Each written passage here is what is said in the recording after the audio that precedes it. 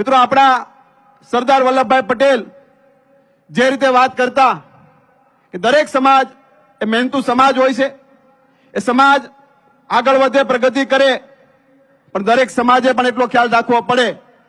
જો સમાજ હોય, એમના દીકરા દીકરીઓ હોય, યુવાનો હોય, આ સમયની અંદર જો વ્યસનથી દૂર રહેશે તો સમાજને ખૂબ મોટો ફાયદો થતો હોય છે.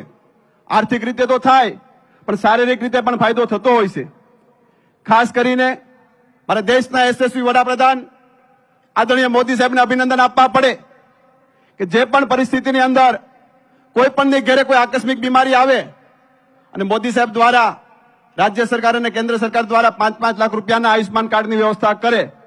એક વ્યવસ્થા દ્વારા કોઈ પણની ઘરે બીમારી આવી અને એક કાર્ડ હોસ્પિટલ ઉપર મૂકે, 1 રૂપિયાનો ખર્ચ કરવો ન પડે. એનું નામ નરેન્દ્રભાઈ મોદી છે. મિત્રો, વાત એ કરવા માંગુ છું, આજે આપણે સમાજ ઉન્નતિ માટે, પ્રગતિ માટે દેશ અને વિદેશમાં પણ જતો હોય છે. ખાસ કરીને વિદેશની અંદર ધંધા રોજગાર માટે તો જવું પડે, પણ મિત્રો આપણે એ પણ યાદ રાખવું પડશે કે અત્યારે વ્યસન અને ફેશનની દુનિયાની અંદર ક્યાંક આપણે આપણી સંસ્કૃતિ પણ ના ભૂલી જઈએ. આપણી સંસ્કૃતિનો આપણો વારસો એ આપણે કાયમિક માટે જાળવી રાખવો પડશે.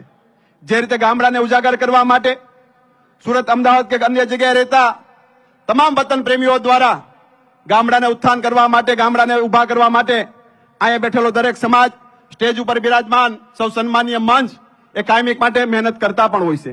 ગામડાને સપોર્ટ આપવા માટે, ગામડાને જરૂર પડે ત્યારે અહીંયા બેઠેલો અવાજ એ ગામડાના હરહંમેશને માટે મદદ કરવા માટે આવતો હોય છે. મારે એ વાત કરવી છે કે વ્યસનથી દૂર રહેશો તો આપને ફાયદો થવાનો છે.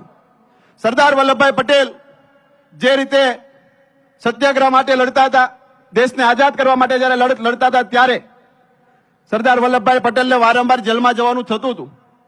સરદાર વલ્લભભાઈ પટેલ જયારે પણ જેલમાં જાય તો ત્યાંના દરેક જેલરો એમને ઓળખતા હતા. એ સમયની અંદર આદરણીય સરદાર વલ્લભભાઈ પટેલ સાહેબને એક વ્યસન હતું, માત્ર બીડી. તો ત્યાંના જેલરો એમને ઓળખે.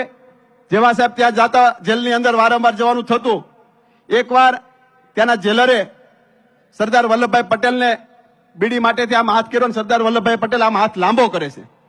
ત્યારે સરદાર વલ્લભભાઈ પટેલને મનમાં વિચાર આવે છે કે આ દેશને આઝાદ કરવા માટે નીકળો છું, હું કોઈ પાસે હાથ લાંબો કરું એ મને પરવડે નહીં. આ વ્યસન એ મારે છોડવું પડે.